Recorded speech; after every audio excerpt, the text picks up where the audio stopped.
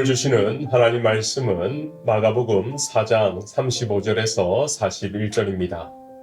제가 읽어드리겠습니다. 그날 저물 때에 제자들에게 이르시되 우리가 저 편으로 건너가자 하시니 그들이 무리를 떠나 예수를 배에 계신 그대로 모시고 가매 다른 배들도 함께 하더니 큰 광풍이 일어나며 물결이 배에 부딪혀 들어와 배에 가득하게 되었더라. 예수께서는 고물에서 베개를 베고 주무시더니 제자들이 깨우며 이르되 선생님이여 우리가 죽게 된 것을 돌보지 아니하시나이까 하니 예수께서 깨어 바람을 꾸짖으시며 바다더러 이르되 잠잠하라 고요하라 하시니 바람이 그치고 아주 잔잔하여지더라. 이에 제자들에게 이르시되 어찌하여 이렇게 무서워하느냐 너희가 어찌 믿음이 없느냐 하시니 그들이 심히 두려워하여 서로 말하되 그가 누구이기에 바람과 바다도 순종하는가 하였더라.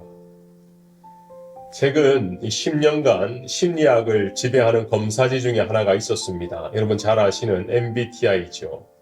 1900년도 초에 개발하여 1970년도에 완성이 되었다고 합니다. 처음에는 2차 세계대전 중에 여군들의 직무 배치 목적으로 사용되었다고 하는데요. 지금은 남녀노소, 대기업에서부터 학교, 교회까지 누구나 경험하는 설문지가 되었습니다. 저는 오늘 본문을 묵상하면서 우리가 예수님과 눈과 눈을 맞대고 생활해 보지는 못했지만 광풍이 불고 파도가 배를 치고 배 안에 물이 가득 차서 배가 잠기게 되는 이 순간에도 고물에서 베개를 베고 주무시는 예수님의 모습을 보며 예수님의 성격 유형은 무엇일까 그런 생각을 해보았어요. 고물은 이 배의 뒷부분을 의미하는 전문 용어인데 여러분 바이킹이라는 놀이기구를 아마 타보신 적이 있을 겁니다. 배의 끝부분이 가장 흔들리는 부분인데 일반 배도 마찬가지입니다. 왜냐하면 닷을 내릴 때 주로 이 고물 쪽에서 내리고 파도를 맞받아가는 부분이라고 해요. 그러다 보니 가장 흔들리는 곳이 이 고물, 예수님이 베개를 베고 주무셨던 그곳입니다. 어떤 이가 심리학적으로 분석한 자료를 보니까 높은 신경 안정성으로 볼 때 예수님은 N보다 S 유형이고 외부 환경 자극을 그대로 받아들이고 과하게 의미 부여를 하지 않는 것. 그냥 광풍이 부는구나. 밖은 왜 이렇게 시끄럽지? 그러다 보니 아마 예수님은 S 유형일 것이다 라고 하는 거예요. 또한 똑똑한 이 바리새인들과 율법 교사란 논쟁에서 항상 핵심을 찌르는 그런 모습을 볼 때 예수님은 T 사고형에 가깝다는 의견도 있습니다. 그리고 그 당시 예수님의 별명이 먹기를 탐하고 포도주를 즐기는 사람이요 세리와 죄인들의 친구라는 별명을 얻은 것으로 볼 때 남들이 기피하는 사람들을 찾아가서 또 친구가 되어주시는 것을 볼 때는 I 성향보다는 이 외향적인 E 성향이지 않았을까 생각을 해봅니다. 오늘 본문의 마지막 구절인 41절은 이렇게 열린 질문으로 마무리되고 있죠. 그들이 심히 두려워하되 서로 말하여 이르되 그가 누구이기에 바람과 바다도 순종하는가? Who is this man? 누구냐? 도대체 저분 누구시냐? 성경의 기자도 제자들도 예수님이 누구신지 도대체 어떤 분인지 궁금해하고 있습니다. 좀 더 큰 관점에서 보면 오늘 사건과 함께 두 가지 사건이 더 등장하는데 또 하나는 이 귀신 들린 자를 고치시는 것, 또 하나는 중풍병자를 고치시는 그러한 사건들을 통해서 많은 사람들은 도대체 저 예수님이 누구시기에 바다도 바람도 순종하고 가는 곳곳마다 능력을 베풀 수 있는가? 자, 그렇다면 여러분에게 질문합니다. 여러분은 예수님이 누구라고 생각하십니까? 여러분은 예수님이 어떤 성향의 분이라고 생각하십니까? 큰 광풍 중에 우리의 삶을 그냥 두시는 분인지 아니면 때마다 큰 능력으로 우리를 구원해 주시는 분인지 각자의 생각이 다를 것입니다. 저는 오늘 본문을 통해서 예수님이 누구신지 그리고 예수님을 알아가는 방법은 무엇인지 그리고 왜 주님은 우리의 삶 속에 광풍을 허락하시는지 그리고 그 광풍을 통해서 우리가 무엇을 깨닫게 하시는지를 함께 나누어 보고자 합니다. 자, 첫 번째, 예수님은 누구십니까? 본문에서 보면 예수님이 고나게 주무시는 이유는 예수님이 복음 사역을 하고 지쳤기 때문입니다. 35절에 보니까 핵심 한 문장이 나오는데 그날 저물 때에 저편으로 가자라고 말씀하고 있어요. 저물 때. 저는 군 생활을 해안 경비대를 했습니다. 해안 경비대를 하는 것은 이 밤바다를 보고 불이 켜진 배를 발견하는 거예요. 왜냐하면 칠흑같이 어두운 밤에 배를 출발하는 것, 또 칠흑같이 어두운 밤에 불빛이 있는 배가 들어오는 것은 간첩 아니면 미리국입니다. 아니면 오징어 배였어요. 이런 작은 배를 타는 사람에게 밤에 활동하는 것은 목숨을 거는 것이었습니다. 그럼에도 예수님은 하루 종일 사역을 하시고 밤에 이동을 하시고 내일 사역을 준비하고 계세요. 그렇기 때문에 곤히 주무실 수밖에 없었습니다. 이것을 통해 우리가 깨달을 수 있는 것은 예수님은 우리와 똑같은 사람이었다라는 거예요. 완전한 인간으로 오셨기 때문에 예수님도 지쳤고 피곤함을 느끼셨다라는 거죠. 그래서 예수님은 그런 말씀을 하셨습니다. 내가 목마르다. 십자가 가상 7원 중에 하나죠. 내가 목마르다. 그리고 예수님은 그 사단의 시험을 받으면서 금식을 하게 되었고요. 그때 동일하게 허기짐을 느꼈습니다.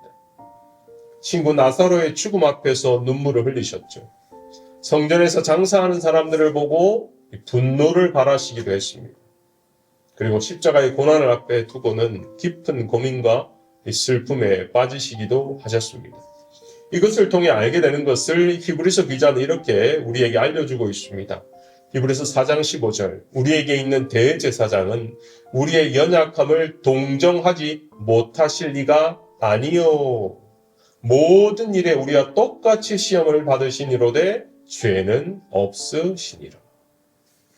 동정하다는 단어 이 헬라어는 심파데오라는데요. 고통을 느끼다는 의미입니다.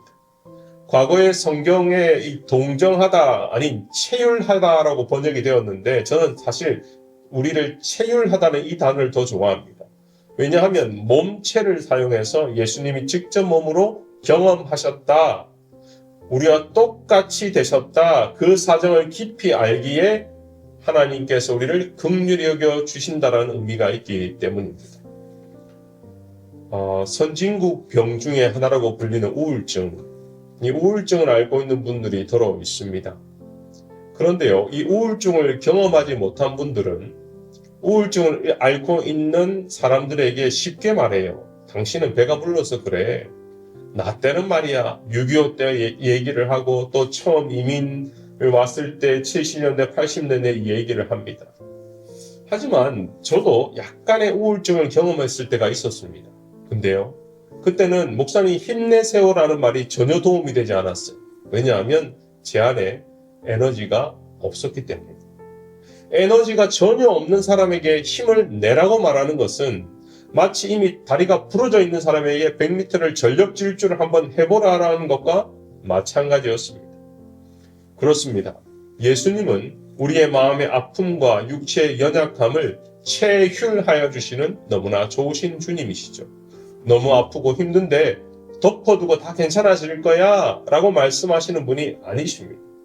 예수님 우리의 고통을 지식으로만 아시는 것이 아니라 똑같은 인간의 몸을 입고 와서 그 고통 속에 들어오셔서 파토스라고 하죠. 감정을 느끼시고 그 감정을 느끼시는 그분께서 하나님의 말씀으로 다가오시기 때문에 예수님께서 우리에게는 진리요 능력이 되시는 것입니다.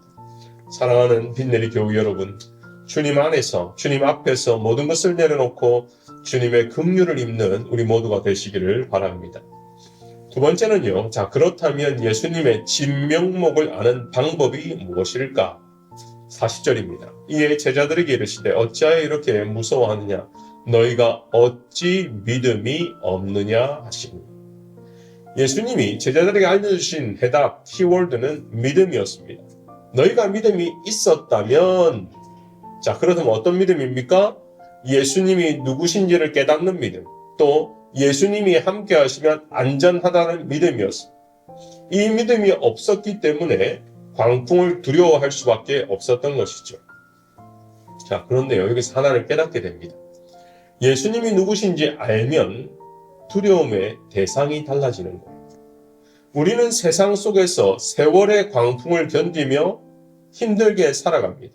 자녀 문제, 재정의 문제, 건강의 문제, 또 우리가 전혀 생각지 못하는 갑자기 발생하는 그러한 문제 앞에서 우리는 힘들어할 수밖에 없죠.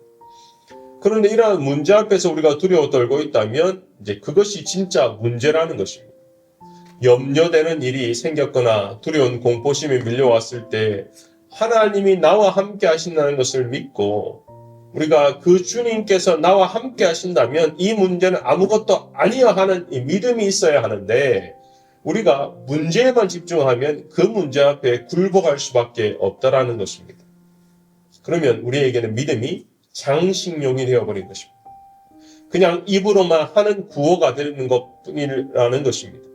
그리고 믿음 생활하는 척하는 쇼맨십이 되어버린 것이죠. 사랑하는 성도 여러분, 광풍을 잠잠케 하신 예수님을 경험한 제자들이 믿음이 자라났습니다. 그리고는 두려움의 대상이 달라졌어요. 40절에는 광풍과 자연과 내가 통제할 수 없는 상황 앞에 두려웠는데 41절에는 그들이 심히 두려워하여 예수님을 두려워하고 있습니다. 이것이 하나님을 경외하는 신앙입니다. 주님은 자연 만물과 육체와 피조물과 영적인 세계를 다 다스리시는 만주의 주이심을 믿으시기를 바랍니다. 초대교회 성도들은 로마의 황제보다 하나님의 권세를 더 두려워했기 때문에 어떤 박해와 핍박에서도 굴하지 않고 믿음을 지켰습니다. 그리고 담대하게 살았지요. 지금 내가 두려워하고 힘들어하고 피하고 싶은 것이 무엇입니까? 여러분들이 지금 두려워하고 힘들어하고 당장 피하고 싶은 것이 무엇입니까? 마음으로 믿어 입으로 시인하고 입으로 시인한 것을 행동으로 나타날 때에 비로소 그것이 말씀에서 나의 믿음이 되는 것입니다. 여러분 기억하시기를 바랍니다. 하나님을 두려워하는 신앙, 이 신앙이 회복되면 세상이 가볍게 느껴집니다. 반대로 하나님을 가볍게 생각하면 하나님의 말씀을 가볍게 생각하면 세상이 두려워지는 것입니다. 하나님 아버지 외에는 그 무엇도 두려워하지 말고 하나님의 말씀을 따라 당당하게 살아가는 여러분이 되시기를 바랍니다. 함께 기도하겠습니다. 은혜가 풍성하신 하나님, 오늘도 말씀을 통해서 우리가 무엇을 두려워해야 되는지를 깨닫게 하시니 감사합니다. 광풍처럼 갑자기 다가오는 여러 가지 어려움 앞에서 우리와 함께 하시는 주님을 바라보게 하시고 우리와 함께 하시는 그 주님 때문에 우리가 안정을 찾고 평안을 찾는 놀라운 영적인 세계를 경험하는 모든 성도들 되게 하여 주시옵소서. 우리가 신앙생활을 하지만 때로 하나님의 말씀을 가볍게 생각하고 때로 하나님을 가볍게 생각하며 하나님을 두려워하지 않고 하나님을 경외하지 않을 때가 많이 있음을 고백합니다. 주님 용서하여 주시옵소서. 하나님 오늘부터라도 하나님의 말씀을 무겁게 생각하고 하나님의 말씀이 기준이 되고 하나님을 두려워하는 우리 모든 성도가 되게 하여 주시고 그러할 때 우리가 이 땅을 이 세상을 당당하게 살아갈 수 있음을 깨닫고 하나님의 자녀답게 거룩하게 살아가는 우리 모두가 되게 하여 주시옵소서. 감사하며 예수님의 이름으로 기도하옵나이다. 아멘.